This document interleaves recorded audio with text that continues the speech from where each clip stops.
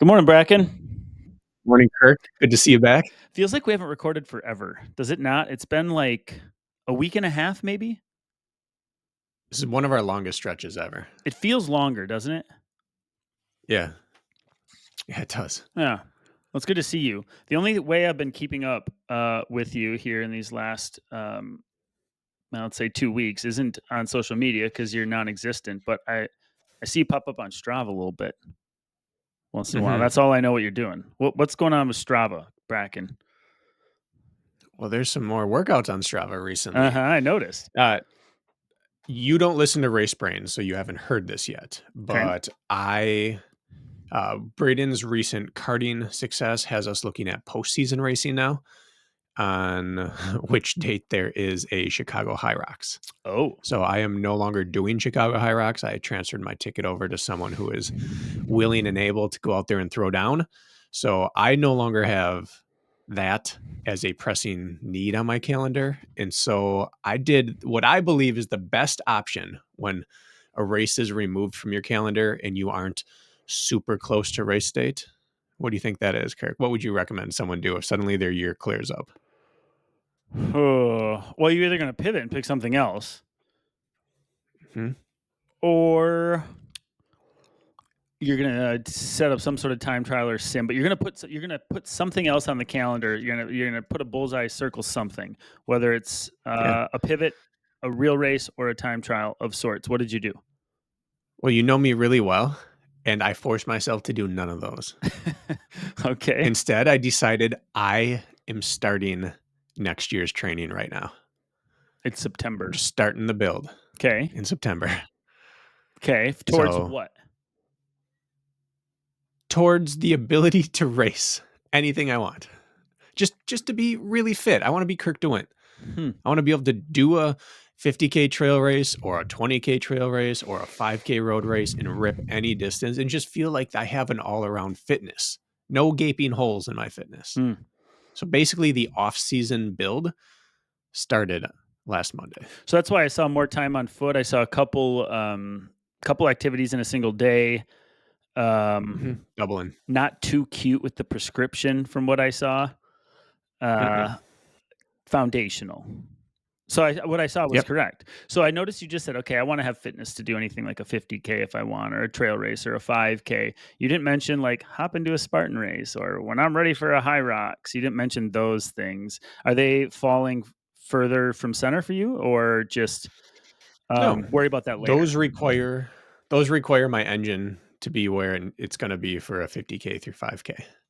I was using more of your fitness, what you did this year, as an example of Yeah, that yeah. ability to race the spectrum hard Mhm. and be able to race hard with like a 6 week sharpen up if need be. That's what I want to feel again. That's been a long time. I haven't had that since surgery. I've hit individual things, but always at the expense of others. So just a well rounded build happening now. Mhm. But no, I still need to hit a high rocks and I still need to do a Deca and I want to do some Spartan here and there. Seattle's coverage showed me that when old school Spartan race terrain comes back, that lights my fire. But Mhm. the off season build began doubles and threshold and trail time. Yeah, and from there you can pivot any direction you want if that is rock solid. It doesn't matter what you choose. You could whittle that down to try to race your fastest mile. You could stretch it Yep. out to dominate a 50K, or you could zero in around a hybrid race, and all of it's going to go better if your foundation is solid. The only worry for you is you do well with something in the immediate future. Not that you can't stay on task with like training process, because you absolutely can, Mhm. but like without having anything in September, so you're talking like 4 months at minimum before a race pops up. Like that's okay with you. You don't see that negatively impacting, like let's say Braden's racing is busy on a weekend. Well, you don't have a race in the next 4 months, so if I don't get to it Friday, Saturday, Sunday, eh, like could that erode fitness, or could those situations happen? That's what I would worry about for myself. Yeah, and that's valid. What I know about myself is that if fitness builds, races will fill the schedule. Mm-hmm. That's As true. soon as I That's true. start feeling like it's happening, I jump into something. So I don't mind not having one right now because, and we've talked about on here before, but since the knee surgeries and taking extended months off, I have yet to do a really good job coming back with something on my calendar and going in on that and then not getting hurt along the way. Yeah. Because for decades, I had the overall fitness to support whatever crazy thing I wanted to go in on. And as soon as I lost my months of training, I've just had these holes appear where something atrophies and erodes, and I don't keep a handle on it. And so the race on the calendar used to be my North Star, but Yep. now it's become like the siren song, where it just leads me into the rocks. So I'm okay not having something focusing on other than just I want to be like Kirk. I want to have a That's big engine that I can take anywhere. that makes me feel nice. Want to be like Kirk. Remember those want to be like Mike commercials back in the day? Yep. I want to be, I want to be, I want to That's be it. like Mike. Yeah, we can make up a little jingle if we had to. Well, that's cool. Well, I'll let you do the singing That's because I'm useless well, I there. was pretty useless there. I don't know if you heard that, but uh, you know, that is actually how we don't need to go too far down that, but that's exactly how I've been the last like 2 or 3 years is I'm like training to train and then when something comes up or pops up, like yes, I have these A races or focused races, but honestly, none of that would change what I'm doing, which is still like defaulting to foundational work. And then just a little bit of specificity leading into whatever is next. Mhm. But none of it, like because I'm racing a 5K or a 17-mile trail race or a 50K, like my day to day, what isn't really impacted. Like my quality sessions are chosen based on like layering fitness on top of each other. And really the only thing that's dictated in any capacity is how long I'm choosing to go on the weekends. If I have a longer race coming Right. up, but my staple Monday through Friday, no matter what race, unless it's within 4 weeks of it, I'm not deviating from like the foundation you're talking about. Cause then you can quick pivot. You can snap of a finger in 3 weeks. You can go from I'm not ready for a 5K to like, I think I might be able to pull this off as long as you got the engine. Exactly. Mm-hmm. It's like money. We've used this analogy before, but when you have a lot of money, you can buy something and then check the price tag afterwards. When Sure. you don't have a lot of money, sometimes you can still do that, but you may not like what you find afterwards, and it may affect you negatively for weeks or months. And that's how foundational fitness is. When you have a ton of it, you can just pivot and go in on something and not worry about what the cost is because my other fitness and health is just there and it's going to support this. And if I take a ding afterwards, I can go down for 2 weeks and get back to training. But if you have atrophied places in your body or your fitness, and then you snap into some sort of quick sharpen or all in build towards something else, you're on shaky foundation and things can go wrong. And now that I'm in my late 30s now, things just go wrong when I don't cover all my bases. So bases have to be covered better. Mm-hmm. And then when the Santa Scamper 7 mile pops up Hmm.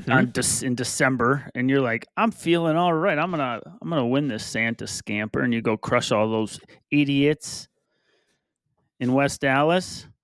You're gonna feel like the man. That's what's gonna happen. I have to leave my city to win races, Kirk.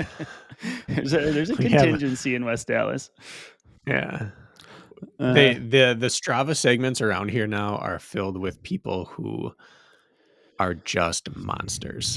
hmm. Well, between Marquette, the medical college has a bunch of ex runners there. Mm. John DeWindt and his little training partners there. They all they're all really, really fast. You know people are fast when you get the Strava crown. Uh-oh, you've lost your segment somewhere and you click on it and it was in the middle of like a 18-mile long run. Yeah, yeah. And they're just doing in and out miles in the middle and they Mm. were going like 450s and stuff for a stretch of trail and you're like, yeah. I did mine during an interval workout and they did it during a cut down long run. No, then you go dive into it and you'd be like, they were on their bike. They're on their damn bike.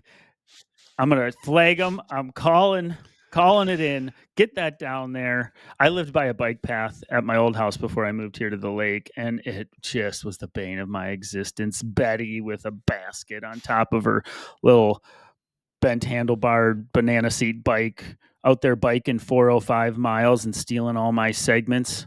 Oh, nothing made me more mad than that. But that's not what you're dealing with. Yeah. You're dealing with legit crown stealers. Just really good runners. Ugh. They have. Yep. Yeah. Well, since I had my last 5K, and then let's get into this thing today. I'm doing exactly what you're saying. I actually put in 50-mile weeks, 3 weeks in a row, and some of that includes vert, meaning like I'm still putting like 6,000 feet of vert a week and hitting 50 miles. And I'm like doing nothing fancy. I'm just putting in time. It's actually more mileage than I put in this summer or anything, but a lot of it is less specific mileage. And when you do that, it's funny, you can just get away with a little more time on foot, but all that can be put to the right place if I'm choosing it to. And I can actually feel, and this is funny, my fitness has eroded. Even though I'm running more mileage, like my ability to go out and nail something, I can tell you is dampened right now. Yeah. Which you would say, oh, you're running 50-mile weeks consistently, but the purposefulness of them is less. But that's okay right now in the off season, because when it's time, I can dial in. If I had a race in a month, I could figure it out real quick. And I think that's the phase that you're going to fall in. I want to bring up one thing. I don't know why I just thought of this. And then we have some catching up to do. So, and I know my fitness has eroded because I hit an 8-mile tempo run this last week while on vacation. I don't know. I averaged 5:30, I don't know, twos or something, fours. I don't remember what it was. I had to work a little harder than I wanted to on it, but I was running in an old pair of Alpha Flies. And I don't know if you saw my Instagram story as to what happened on this run, but the Alpha Fly pods in the front, like the new gen Alpha Flies, are solid now from heel to toe, right? It's a solid footbed. There's no gap in the arch. The Gen 1 and 2 has that, like, what pod in the front would you call it? That looks visibly separate. Yeah. Yeah, right there. It's a decoupled midsole, we'll call it. All right, decoupled midsole, techie. Anyways, and so I get into this, and I notice it's a little loose, like that. I can tell it's just like the back is sort of peeling off of that pod. And I get just before mile 4 of the 8, and I blow a flat. The entire pod, both sides of the pod in the front of my foot, come completely detached all the way to about the toe. I have a flap of a super shoe that's like hanging down an inch or more, flopping around, that I'm trying to tempo on.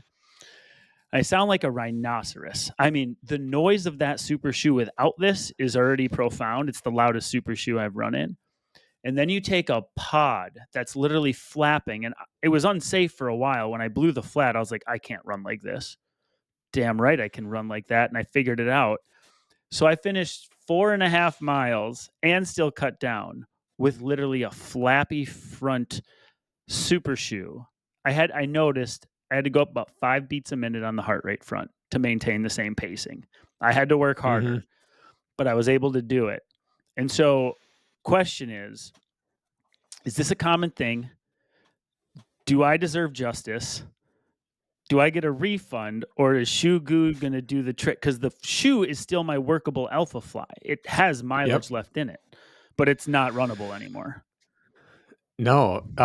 So the decoupling there, like that delamination, I guess it would really be delamination of that, because your pod's fine. You hear about the pod popping. Pod's fine. Pod's didn't pop.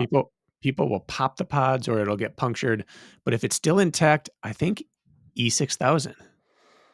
That's the glue you're going to want. But for a $270 shoe, do I unfortunate go Karen on this, or do I just like deal with it? I think if it were the threes, you would have a case that they may do something about it, and if you could prove the mileage. But the fact that it's the ones, they might say there's a lot of fake ones floating around, and even if they're real, they've been sitting in a warehouse for 5, 6, 8 years now. You know, we can't guarantee our glue for 7 years of sitting under fluorescent lights. Yeah, the warranty is passed. All right. Well, I'm not. But yeah, E6000 should fix that. Okay, shoe's very viable. Yes, but I would absolutely do that. It was a very bizarre feeling running on this flappy toe box of an Alpha Fly, and probably scared some people running by him because it was loud. That would be really frustrating mid-run. A quality run in particular, I was like, I didn't know what to do. I just kept going. All right, should we get into what we're going to do today? Yeah. I think this is a good way to ease me back into it after being in vacation mode for a week. And it doesn't stress you out, Brakken, but it stresses me out when I start to see these Q&A pile up. I don't know if it stresses you out, but it doesn't seem to, anyways. I don't see him pile up. It's true. I'm the responsible one in that Q&A relationship. And I have 21 screenshots since whenever we did something like this last. And so my hope was we have about an hour to record today. We just sort of check some of these off. We usually learn some things, cover some topics we didn't think of. So that's our plan today. Do you want me to jump right into it? Yeah, I mean, it's been 15 minutes. We've already ate into our allotted time a bit. Let's dive. Yeah, sorry about that, guys. But Brakken and I had to catch up. We haven't spoken in 2 weeks. So The key to any relationship is communication. and Brakken is the best, worst communicator you've ever met. All right. K. Dubley says, training and equipment question regarding cramp prevention. Brakken, I think I heard you mention in the July 2024 OCR report, Utah Beast coverage, that some athletes will wear long knee, high compression socks to help prevent cramping in their calves. Could you explain a little more in depth on why compression socks may prevent cramping? I think you meant why. Cheers. Thanks for all the passion, process, and plans you guys provide and help every day to elite running athletes work for those training and race dubs. So all you go nuts here, Brakken. What I learned in motorsports, Kirk, this year early on was that, and this is what an owner of a race team told me. He said, this world is one part science and mechanics and one part voodoo. Okay. And people believe in them equally, and it is hard to see where the two lines blur together. And I would say that this calf sleeve question right here is that line. Like, there is medical information that says it increases and helps with circulation and blood flow, which is why people post-surgery have to wear them. People with certain blood disorders have to wear them. It improves that circulation and all that, venous return. In terms of cramping, this is where we get a little bit into voodoo. People believe that if the muscle is squeezed a little tighter, that it won't have as much damage it takes when it hits the ground and vibrates and shakes and rattles, that it's just taking a little bit less impact every time it's used. And that over time, in a marathon, in a mountain ultra, you just incur less damage, and thus you don't run the risk of cramping as early. There may be other reasons why people wear compression for cramp prevention or during long races. Some people just say, I feel better afterwards. My legs feel fresher the next day, or I tend to cramp less in this. That is right until you try to take the compression socks off after the race, which is a guaranteed cramp moment. But I think this is planted firmly, one foot on the ground in the science camp and one in the voodoo camp. And that does not mean that voodoo doesn't work. Because if you believe in something, it works. No, I don't have boobs, Brakken, but I'm going to bring boobs into this. Would it be some sort of equivalent to the containment that a bra provides for a lady and the stress over the duration of a run in a very different way to potentially what a compression long sock would do for the calves? Is there any sort of logic there that tracks? I'm going to take your statement at face value and answer you seriously. Mm-hmm. I'm being serious. The difference between subcutaneous adipose tissue, between fat, and between muscle, there is a vast difference in the rise and the fall in a motion-based activity. So I would say that a breast would be in a very exaggerated example of what the calf would be going through. Right, of course. On a stride by stride basis. So yes, the parallels could be there. And I suppose it would be the equivalent of running with no compression socks is like running in a light or medium support sports bra. And then running in compression socks is like wearing high support or doubling up on sports bras, which certain female figures are required to do. The only thing is, I'm not convinced that a boob can cramp.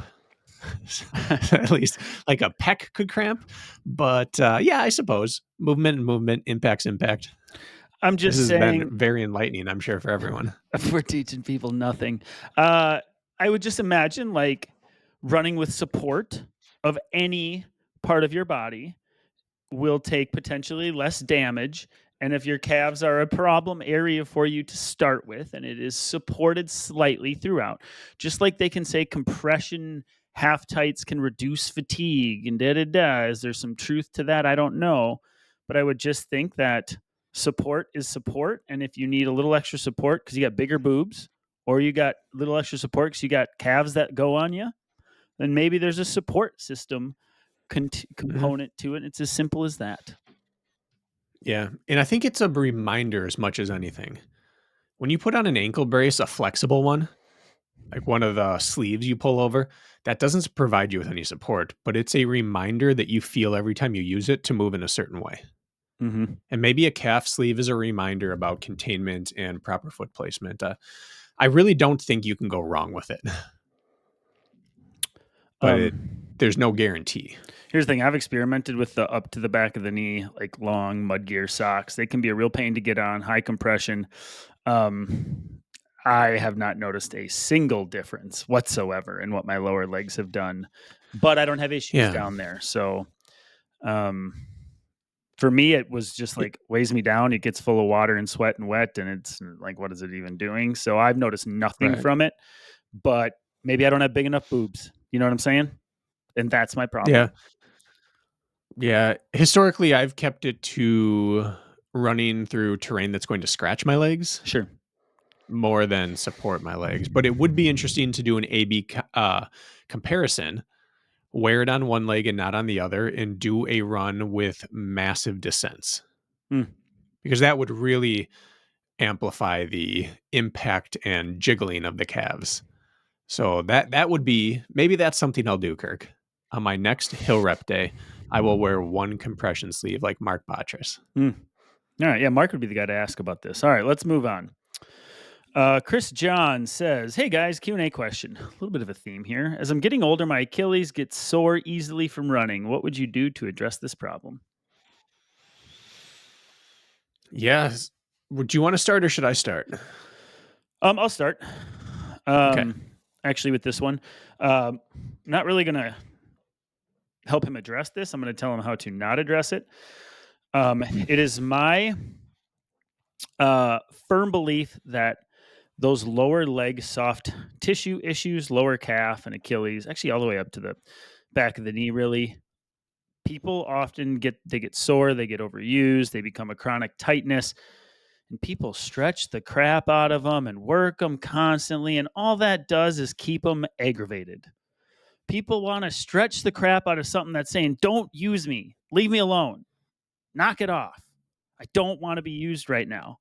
And then they go and stretch them on their calf board and do all this crap, and they just keep bristling up those tendon, ligament, and muscle tissues. So, first of all, quit picking on it, Chris. Like, just don't pick on it that way. Don't stretch the crap out of it. Let it heal and bind back to itself the way it needs to. Rolling is fine. All that other stuff is fine. It usually is going to stem from either wrapping under the foot, higher up in the chain. Start with your lower back and hamstrings, making sure everything in the chain. But the Achilles is probably not the problem. And part of your problem may be that you're just paying too much attention to it when things start either higher up the chain or even maybe lower down the chain underfoot, most likely higher up the chain. Address that stuff: range of motion, stretching, rolling of everything above it, but leave that acute area alone. Quit bugging it. That's my on my rock sort of lower leg issues and thoughts. Now you go. I like that. Continuing with adjacent analogies that don't make a ton of sense. When someone is the victim of a murder, Kirk, there's been a murder in Savannah. First thing they do is they look at the spouse, and then they look at the neighbors, and then they look at family members, and then they move out to Leave it coworkers. to you And to that's how one we have up to. what I said just now. Leave it to It's you. not one upping. Leave it to you to make it cuter and better. No, you got a soapbox. I'm taking a sprawling analogy. Go ahead. Well, that's how we treat it. We start by looking at the spouse. Spouse is the shoes. If your drop's inappropriate or the shoe's doing the inappropriate action, Mm. that's interacting with that area every single day, that's an easy fix. Hold But if on. it's not that, Hold then on. you, Sorry to yeah, interrupt you. Elaborate on that. I think that's actually, I wish I would have said that because I believe that could be a big factor. The whole drop, heel to toe drop thing and lower yeah. leg issues. Can you just elaborate on that a little more? I think people need to hear this. Yeah, we say the word drop on here a lot. And what that just means is it's the measurement of the, not of the slope, but of the difference between the heel of the shoe and the forefoot of the shoe.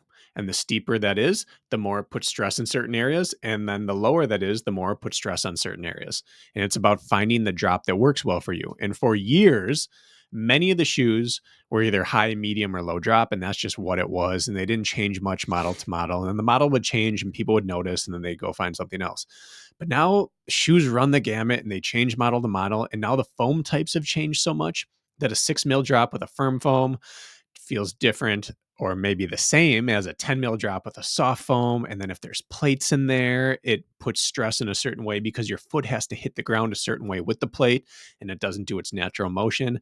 And that amplifies some people's form and it works counter to some people's form. So your shoe, as much as I love shoes, is oftentimes the first thing breaking you because it doesn't work well with your stride. Do you So look to the spouse first. Okay, and just then continue with your point, but to elaborate on that just slightly, tell me if this is a wild overassumption on my end, but staying away from the high and low ends on the heel to toe drop, like staying away from zero drop and staying away from a 12 mil drop and looking for something more in the middle, 4, 6, 8, is generally safer for most people? Or is that a blanket statement that it can't be trusted? It's a blanket statement, but I think it's the way you start with anything. No, You start with the most neutral, safe range, and then you test up and you test down. sure. And you're going to find out quickly which end of the spectrum you want to be on. For me, if I get below like 3 mil, I start feeling weird after a decent amount of volume. And if I get above 6 mil, I start to feel weird after a certain amount of volume. But certain shoes I can run in 10 mil and Right. others I absolutely cannot. So it's a case by case basis these days more than ever. The shoes kind of all have their own identity now. And just because you've been in that shoe forever doesn't mean it hasn't changed its identity. The Nike Pegasus, one of the most popular shoes of all time, is also famous for undergoing the most change of any shoe of all time.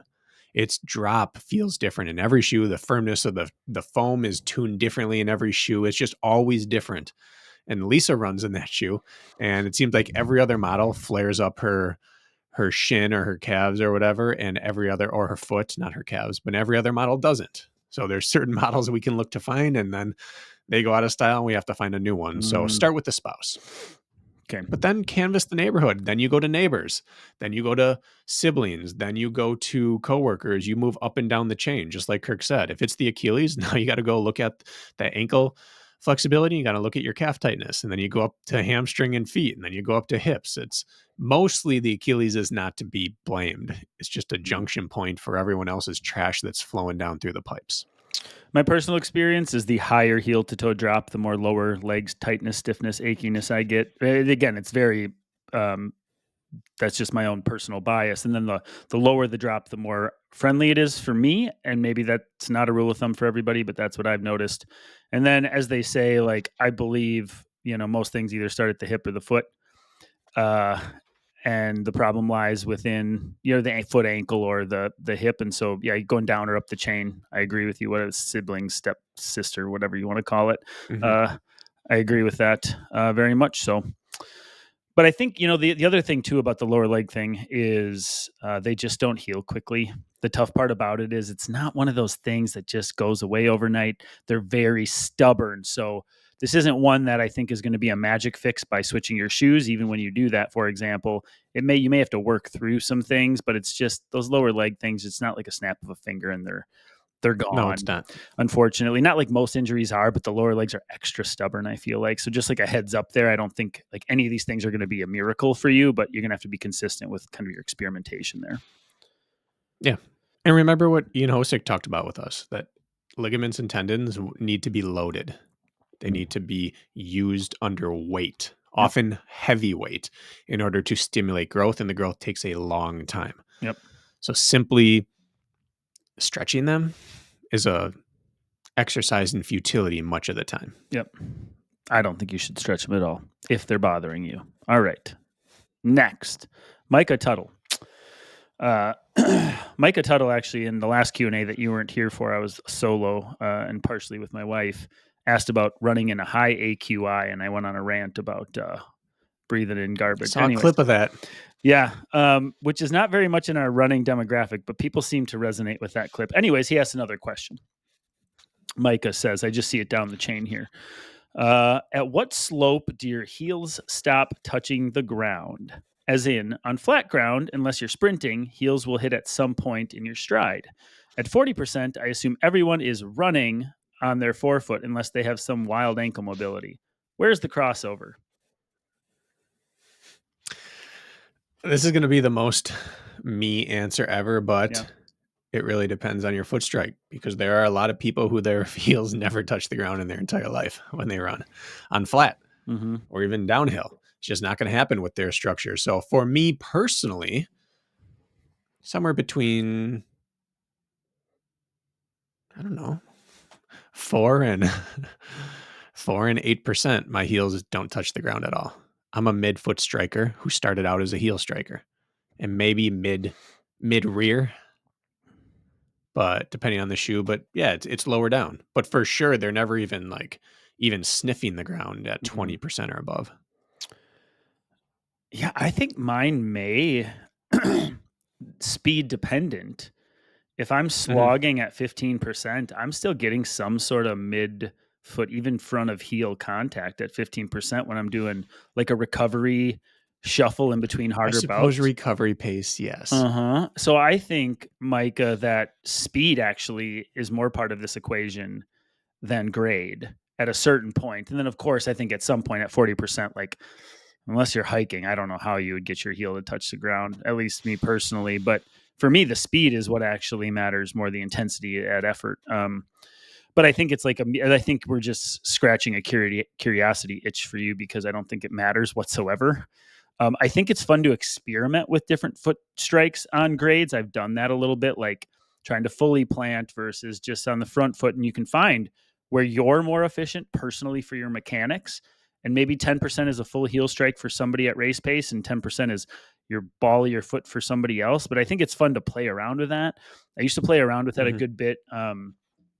20% and above work, just simply going back and forth from a power hike to a top of my toes to a forward lean to an upright run. There's a lot going on. Like if you're a forward leaner going uphill, you're much more likely to strike differently than if you're a real upright Ray Coble type runner. And so like the grade matters, but I think the other things you're not asking matter equally is what I'm getting at. And it all doesn't really matter because it's going to be unique to you.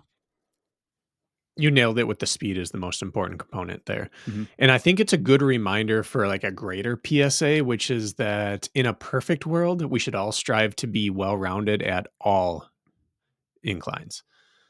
You hear some people say, I do all my easy work at 10% and all my fast work at flat, and I do all my moderate work at 50 or whatever it is, that they have a terrain or a incline type for each pace. And I would say that you should be slow, medium, and fast comfortable at all types that you could ever encounter. Now, is that really realistic? Probably not, but it's something to strive for. To have the ability to, at 20%, be comfortable heel striking and toe striking. That will just make sure that anything you encounter in training gets balanced, and balancing your stress is really important on your body, especially lower legs. And it means that on race day, nothing will surprise you and fatigue you unduly quick. Yeah, I don't know if I have much else to add to that, because it's more like a personal mechanics discovery type question, right? Good question. I just don't know if there's a one best way at what percent grade. I don't know if there's a formula out there for that. Jack Bauer, get on it. Dave Shaw asks, and it's interesting. So Dave Shaw, I see earlier in our chat as well, speaking of previous messages, you remember when we did the Chat GPT AI, like we're going to ask them running questions, and we were kind of impressed, unfortunately, with the responses. He chimed in and sent us a message saying that, because some of the data seemed old, if you remember, like it said it was less updated, whatever. He says it was roughly 2022 or early 2023 when it had been updated, hadn't been updated since. But the next publicly available Chat GPT 4.0 version is going to be coming out, and we are going to have updated AI. So maybe we're going to have to come back and revisit that conversation, see if it's gotten I better. I saw a post in a High Rocks group this weekend of someone saying, "Hey, I know this is kind of just like stirring the pot, but how good of a plan could I get from AI for training for hybrid sports?" And it was exactly the responses you'd expect from people who really want people to buy their plans. Oh, sure. Yeah, if you want a generalized plan that's not good at anything, of course you could. Or sure, if you want to roll the dice. But I tested it out. I said, build me a High Rocks training plan. Uh-huh. And what AI gave me, I would put up against more than half of the training plans I've seen out there.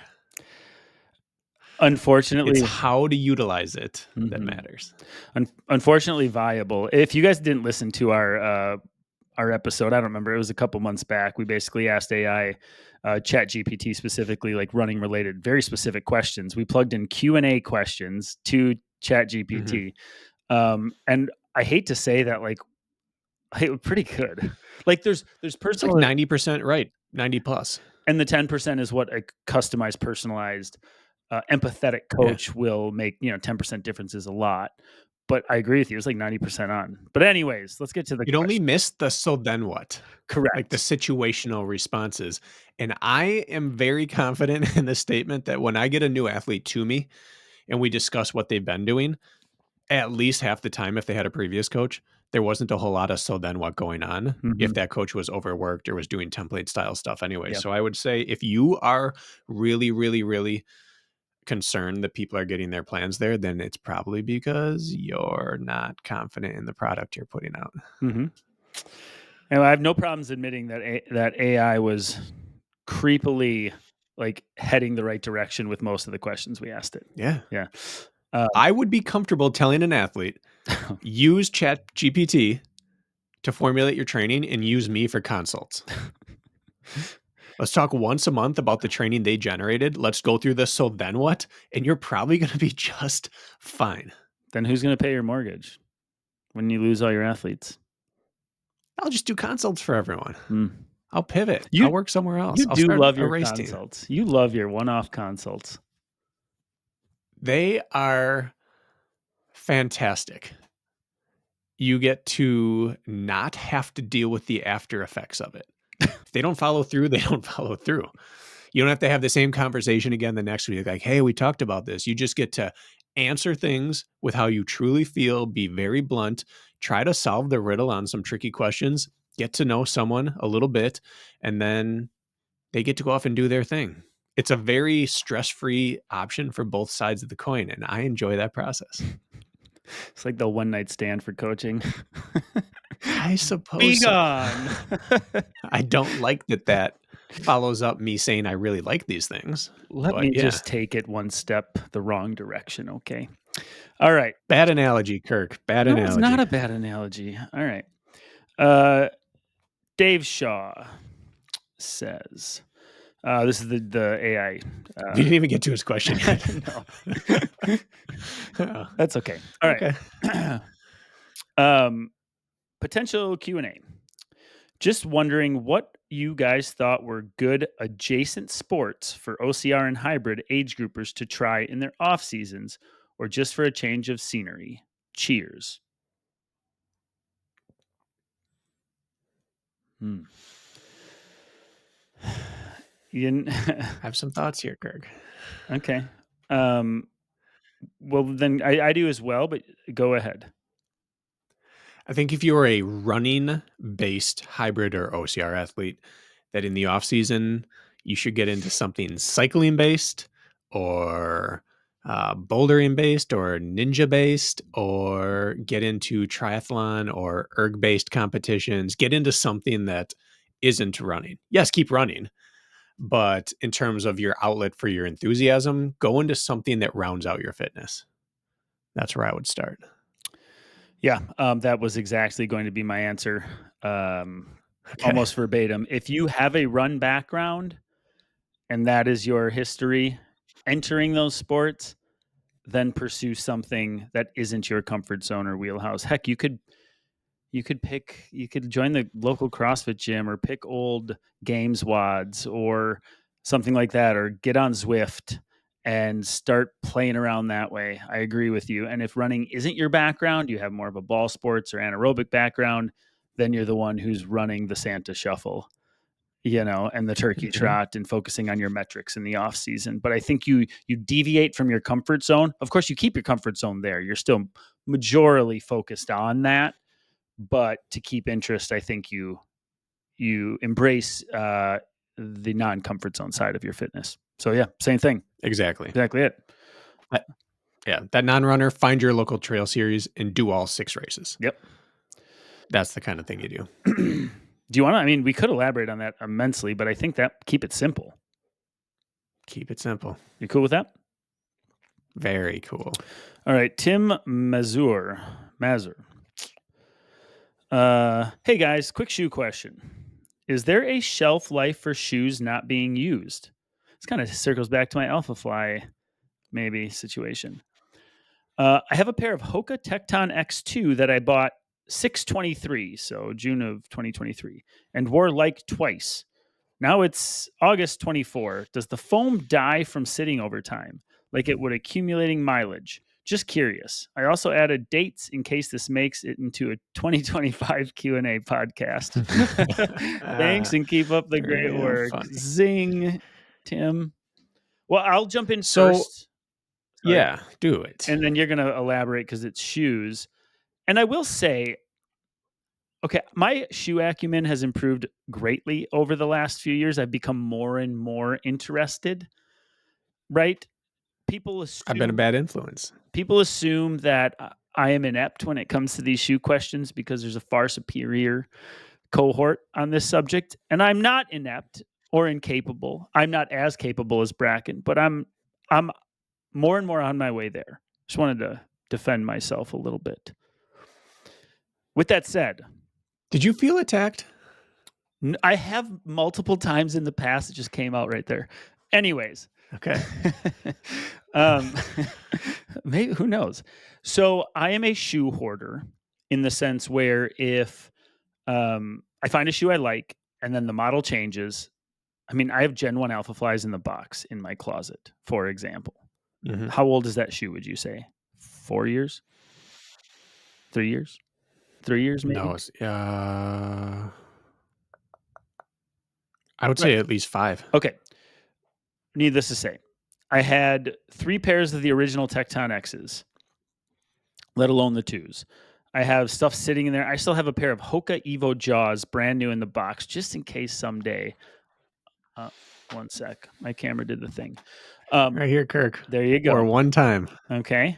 Oh, it looks good in that new blue light. Yeah, it does. Oh, look at that pop. It really does pop.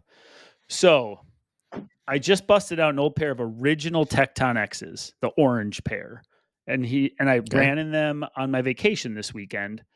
I had some gravel trail, flat, like old railroad bed running. Anyways, that shoe felt as poppy and as springy as any brand new shoe I've worn. I'm like, oh my God, I forget how great this shoe is. Like the old original Tecton X, which I really enjoyed, like a pillowy footbed, yet a little propulsion. And that shoe I bought, the original Tecton X, 2 years ago at least, out of the box. And so from my experience, and especially with my Alpha Flies, which I had 3 in new boxes and I've started to cycle through them because I like the Gen 1. Every time I put on a new pair out of the box, I'm like, dang, this thing is fresh. So as far as I'm concerned, good condition in a box in a controlled environment. I guess you could say 3 years, and that shoe has felt just like a brand new pair of shoes for me.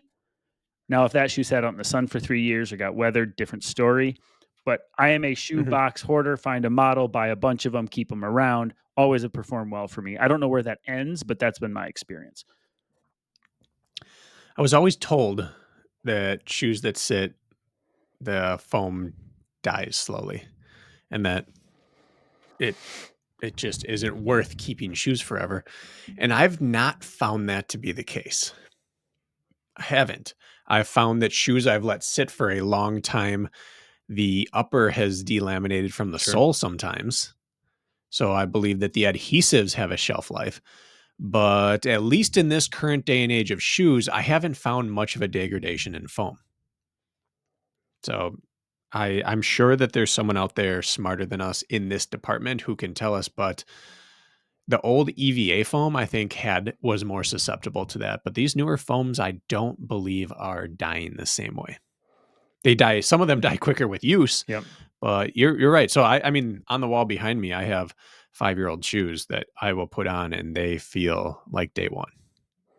I've just, I got like 4 or 5 boxes of shoes untouched still in my shoe closet waiting for use. And I've just never once been like, oh, this one's run its course. Why did I wait so long? I've always been like, feels like a brand new pair of shoes that has all the life in it. Yep. They always have. And so I don't know what the answer is on shelf life, but I know you can certainly use those Tecton X2s that are a year old.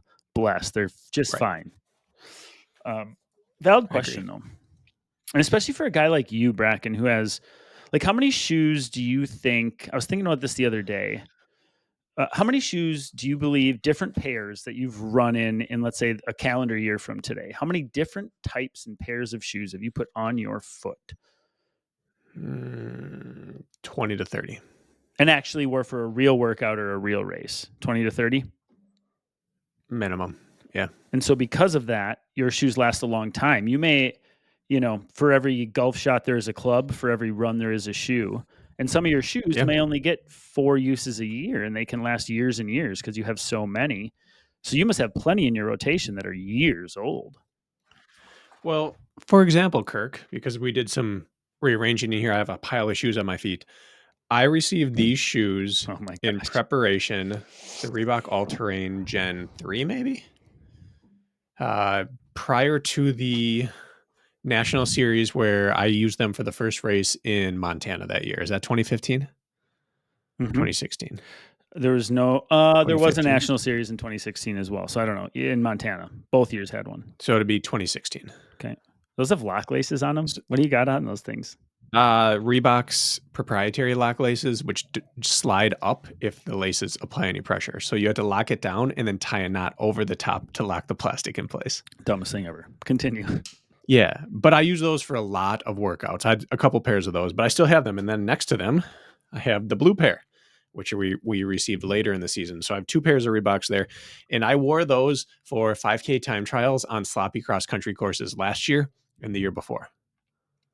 They're they're a trail shoe. 8 years old. 8 years old. And in one pair, I picked it up and the upper had peeled away from the side little. The side where the shoes kind of contained right here. Yeah. This started peeling back, but the rest of it was fine. Didn't feel any different. That's 8 years old. Now it's a trail shoe. It probably only has 10 to 12 mil of stack and it's a dense foam, but I have a lot of shoes like that. I'll get them. Shoes that I get for free, I test out and then keep for a purpose. Like these are my ice running shoes, or these are my whatever sand running shoes. I may use those 10 times or less per year, and I'll have them for years. And I don't notice a degradation, and I am sensitive to degradation in shoes. When my shoes start to go, I start to feel it. Yeah. So there you have it. Go wear those shoes, I guess. Yeah. Yeah. I mean, what could one run in a new pair of shoes be the equivalent of it sitting on the shelf for a year? Like that's the sort of degradation you get. It's just not quick. The technology's there, and I think that also probably speaks to what broke down on my Alpha Flies with the pods flap, and it's the adhesive that corrodes or degrades over time. An athlete I've worked with for quite a while, Andrew Lorenzo from Australia, and he directs this one at you. You are attacked. It's not about shoes though. And I don't know why, because I gave him my thoughts on this. So I think then he was curious. It's even worse. And then I think he was curious as to yours. No, you'll see the question. So Andrew Lorenzo from Australia. I was looking at my results from the last Spartan race again. He did a Spartan race, I don't know, a month or two ago. I was butthurt that I came in 4th place for the elite wave. So then I ran against the general public and came in 1st. I'm not sure if this is a dick move or an awesome move or both. Ask that on your next Q&A. I think I want to know what Brakken would say about this. This has been a topic that's come up now because of Hyrox. Hyrox and DecaFit have these world championships where they're gated entry into the pro field or the elite field, and it's very gated. Hyrox Mhm. allows 15 individuals, and DECA allowed 20, and they might be allowing 15 this year. So there are very few people on the planet that get into that. And then some of them, if they've trained this whole time or if they live close to where the championships are, they run the open competition Mhm. and they win their age group, and people get really mad. And it's like reverse discrimination or reverse elitism, that the fact that they're really good at something means they're no longer human beings in the 30 to 34 division Mhm. because they're taking your podium spot away. But your podium spot only exists because they haven't been showing up. Like, you're not the best at your age. You're the best of who's shown up to your age. And if Mhm. someone else comes out, even if they have been running pro, like, do they meet the criteria? Are they a male who's age 30 to 34? And did they beat you? Yeah, so it's always a weird, I'm gonna ruffle some feathers with this, but it's a weird stance for an adult to take to say, "You're too fast to be beating me. I don't want you here because I can't win if you're here." I love it. I understand the idea of pros coming down and cleaning house, but in a place where they're not allowed into the pro competition and told you're not fast enough to be here, they can't also be told you're not slow enough to be here. That leaves them with no place to go. So in those situations, if it's an all comers open meet, great, do it. Just go out of your way to be really, really nice to everyone around you. If there's ever a bottleneck, give them the right of way. If you're lining up, don't necessarily take the prime spot on the start line. Chat everyone up. We've done this in the past. I've run second rounds of stadium races or gone Mhm. back out on the course later on, and you use it as an opportunity to build bridges, not tear them down. I back you on this. I think not the caveat, the main thing at play is the fact that you already raced that day.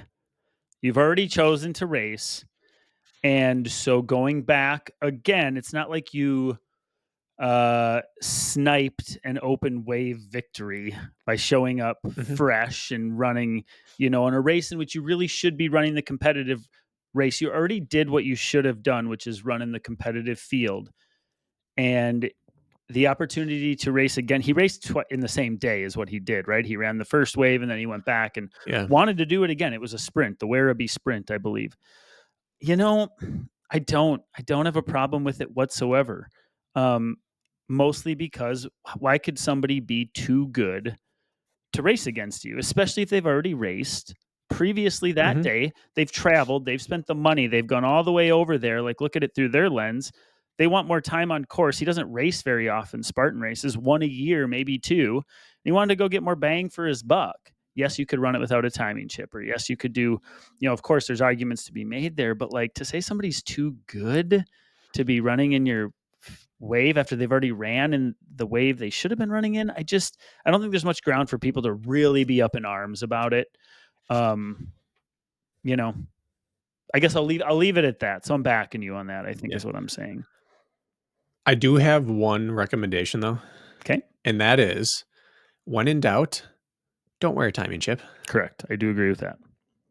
Yeah, if you already raced that day and you want to go out and just get some frustration out or see how fast you can go, like they have these GPS devices that you strap to your wrist, and it's going to tell you exactly how long it took you. So you just use that. If you've paid for the wave, there's no rule that says you have to wear your timing chip. Although I do So go out remember and do it. at the Lambeau Field Stadium, they made us like show us like we had to have timing chips to go get in that Right. corral and start again. I remember because me, Robert Killian, Well, that's true. Ferguson, like there was no choice in the stadium, but in the regular waves, nobody's looking. I don't Yeah. believe at And that. then what you do is, if you really don't want to ruffle feathers, then you just step off the course before Mhm. the last timing mat. You DQ And yourself. I agree that It's the satisfaction, like take your own time on your watch, compare it to the others in the Mhm. field without your name officially being on the results. That would be the best of both worlds, of course, especially if you know you're good enough to clean house, so to speak. The issue with Andrew is he didn't know.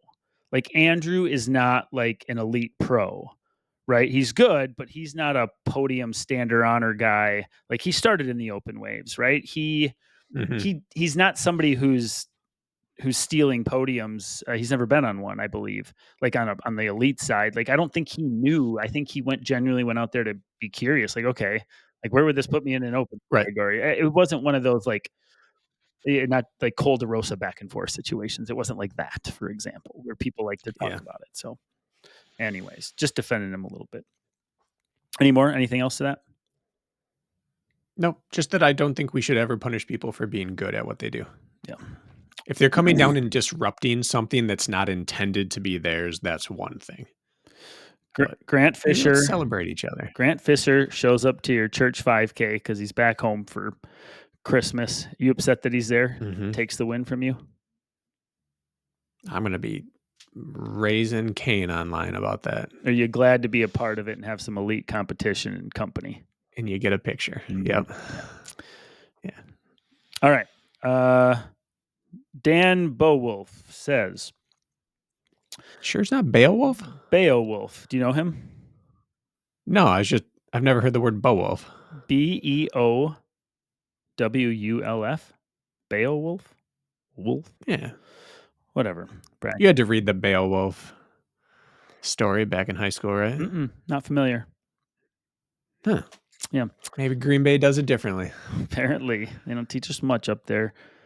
Beowulf says, I've been listening to you guys since day one, so apologies if you've covered this and I forgot. I would be selfishly interested in a training Tuesday about speed work for ultras. What counts? What would the benefit be? How would it look? I have a fairly flat 50 miler in November and do a lot of threshold work, and I want to know if I'm missing something important. Thanks. We did an episode on this, and I don't know how long, Yes. within 6 months, maybe? What do you think? It was for sure this calendar year. Mm-hmm. And we touched on it. And answer number 1 to speed work was, what is speed work? Well, is it faster than race pace? We can start there. So, Dan, your threshold sessions would fall in the speed session category because most likely they're faster than race pace. So you can start there, but speed has many gears and many levels and all of that. So you can start with this one, but I preface it with, I know we touched on it. I don't know the name of the episode. I think it was part of our series we did, right? Like all about threshold, all about speed training, all about the long run. Wasn't it part of that series? Yep. Yeah. Yeah, the fundamentals. Was that it? I think so. That might have been even longer ago. Anyway, we touched about it again briefly this year as well. But the two main takeaways were if you run faster than race pace, you're fine. But you should also run faster than your mechanically limited stride at your comfortably fast pace. So like as you're running and you're accelerating and you're accelerating and you're accelerating, at some point you have to change from running fast to like that sprint form. Wherever that changes, you need to work at that point. Not need to, but it's very beneficial to your structure, to your muscle recruitment, and to it just makes you more efficient at slower paces if you can do that thing. So that line there, you only have to go one notch past it. Wherever that form changes, that's that mechanical threshold, so to speak. That's a good place to work on. And it can be done in a total of 1 minute per week. You could have up to like 5 or 10 minutes per week of that, but you don't need much, especially as an ultra runner. But as long as you're dosing it in there, it could be in the form of strides. It could be in some form of little like speed sprinkles, but something that takes you past the fastest, most aggressive stride you'll use in a race. One notch past that is worth using in training. Yeah, but stick to your staple of threshold work like you're doing. You're probably doing 99% of it correct. I think there is a place for maybe some fartlek style work where you're not worried about zones. You're just going and running through the gears, so to speak. Probably you're a candidate for active rest versus true rest. You know, even something as simple as a 3-2-1 fartlek where you're definitely going to be going notably faster than race pace with some whatever recovery type run effort in between means to you. As long as you're like a couple deviations faster than your projected race pace every once in a while, you're going to have full access to your fitness, the stride needed on race day. But the fartlek style for an ultra athlete is fantastic. Like just the easy minute type ladders, you know, anywhere between 1 and 5 minutes going back and forth. You're going to go through many gears and still you could wedge that into a long run or a midweek long run or anything like that where you just want access to it. Doesn't need to be a focus, but you can get 2-for-1s in this case and have a speed work combined with your long run and be perfectly fine on all fronts as well. I think the simplest thing that everyone can do is what high schools and colleges do across the nation, which is you just finish your easy runs with like 3 to 6 accelerations or strides, where you just start running and build up to your fastest stride you can run without full sprinting, and then Mhm. accelerate back down over the course of like 10 to 20 seconds. And just do 3 to 6 of those 3 times a week. And that really covers your bases for a lot of the low hanging fruit of speed work. Yep. Anything else you want to add to that? Nope. No. Okay. You got time for one more? Yeah, we got one more, and this comes from an athlete I'm working with, John Hartland. And I saved this because I think it's important to remind people of this lesson learned. And John has a pretty big ultra coming up here. First time, like John's longest run before he hired me might have been like 6 miles, and now he's going up for 100K, for example. And so he's learning a lot. John is right. So John says, "Hi, Kirk. Uh, being on Friday this week, I've developed a question all week. This is via email. Last week in the deload week, I felt a bit shit overall. Workouts felt flat, even being shorter and easier in quotes. Energy was worse. I felt like I was riding a knife's edge of energy. For example, completing a 1 to 1.5 hour housework task that did take effort led to the immediate need for a nap. I feel like this is something I've heard people feel about taper weeks. I was really surprised to feel so trashed last week during a deload week. I was hoping to feel that revitalizing energy come back feeling, and it just didn't. This week, going back up in volume and difficulty, I feel better. Workouts have not felt so bad. Energy has been better. It was just a better week overall. The fun way to phrase my question is WTF? Why? Why would I feel anecdotally, objectively worse in a deload week versus higher training load week? I'm happy to ride the wave. Just curious if there's some reasoning behind it." It's a great question. Mm-hmm. And very common. There Yep. are 2 types of people: those who feel immediate relief during a deload week, and those whose life gets worse until they reintroduce a bit more stimulus. And it's not always just that you're one or the other. It can be how big of a training load you've been experiencing and what your life stress is on top of that. But we are creatures of habit and routine. And when we break out of that, we often get worse feeling initially, and your body often goes into kind of like triage mode. It's just going through picking the next thing to work on, and internally it's working on things that it was putting off for a while. So you will sometimes feel worse, and it's important to figure that out now so that you know how to taper for races. Yeah, and the answer I gave him, I should have saved it because it's so far down the email chain now. But it was. We'll go back to the Stephen Menya quote, but like, you are what you did 10 days ago, or you are what you did 2 weeks ago. And the common theme, especially among newer runners who haven't experienced it, is, oh, it says deload week or recovery week on my plan, and the volume is 40% less, which I think I had him on, like notably less. So I miraculously should feel amazing because I'm running less, and everything should be right in the world. Monday comes and my run's only 6 miles, not 9 miles, and I'm going to feel great. Wrong. You are what you did 10 days ago. And what did you do 10 days ago? Your third of 3 high volume weeks, right? Mm-hmm. And you're still paying, recovering, and adapting through that cycle in your deload week. So for me personally, much like John is experiencing, I don't feel my recovery week whatsoever during it. In fact, I often feel like, no, I'm repercussing from the previous 3 weeks of big work, big workouts, and big volume. And so it's not that you return to high volume that has you feeling better, in my opinion. It's the fact that finally the deload week is paying off a week later. Whether you maintained low volume, went back to high volume, I don't care. It doesn't matter. It's the fact that your recovery week, you are what you did 10 days ago, is finally kicking in. And a week, 10 days, 2 weeks later, you're benefiting from deloading. It's just not immediate. It's not how our metabolic processes work. And so that's what I told him he was experiencing. I also do think, to back you up, we've had the conversation with John Albin, like, I need tension in my legs to feel good. So I prefer to go into races, tension meaning a little bit of fatigue, like any other day. I think there are people who respond exactly like that too, but deload weeks don't pay off immediately. They pay off the next week and the next week. They're investments. Yeah. That's it. They're investments. You could have just said that. Do you have any? We're ending strong, then, Kirk. Is there anything Ending more strong. to that, or is it as simple as that? I think it's simple as that for the most part. There's also the idea, though, that you're probably sleeping in a little bit more Sure. because you can, and that will make you feel a little sluggish. You might have a calorie surplus, which can feel good for people, but it also can feel Sure. a bit sluggish. You're carrying around more fuel and you're sleeping more and you're out of your rhythm, and some things are just thrown off.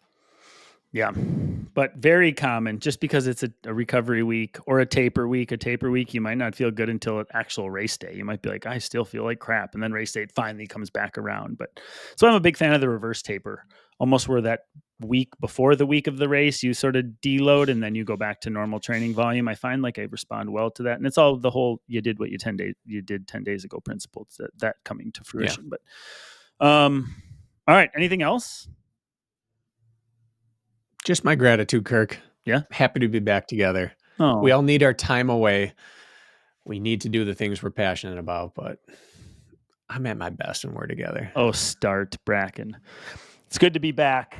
It's nice to be back to a routine. I thrive on routine. Before we started recording, I was telling you that, like, I loved, I was camping and deer hunting and kind of off the grid a little bit, and I loved that. But like at my core, I need structure and routine to keep me honest, to keep me on track, to keep me feeling productive and good. And so, it's good to be back. I was kind of craving getting back to it, so it's good to see you too. Well, have a great week of training. Yeah, we'll see you later this week, folks. See ya.